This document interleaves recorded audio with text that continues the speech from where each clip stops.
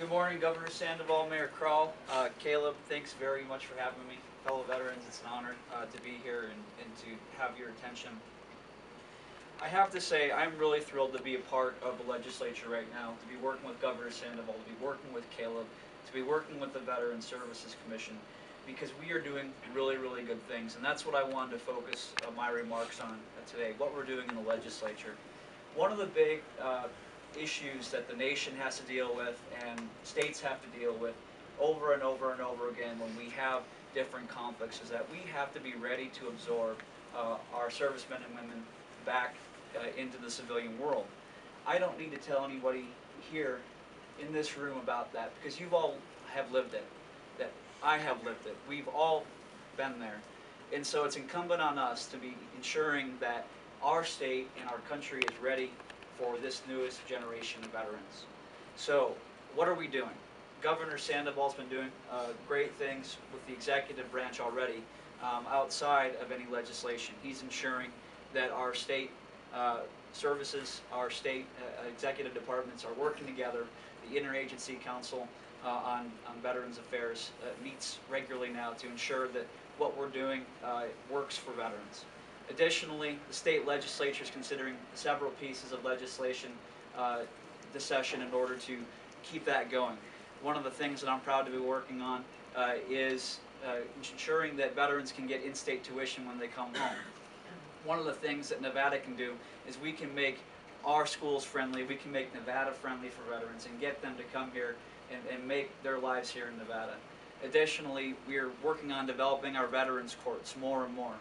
Everyone knows some of the issues that folks can come home with. They can come home with PTSD and be struggling to get readjusted to civilian life. Sometimes that can lead to folks having some struggles with the law. Now there's no reason to have that happen. We can ensure that our court systems are structured to absorb them back in and deal with those issues.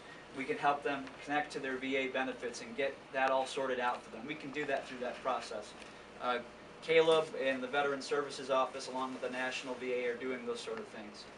Additionally, we're talking about bills that will ensure that when folks come home, they're going to be connected with appropriate licensure. Governor Sandoval signed an executive order on that already, if I remember correctly, and we're also considering legislation to put that into statute and ensure that when folks come home with training that they can streamline that process and go right into a job.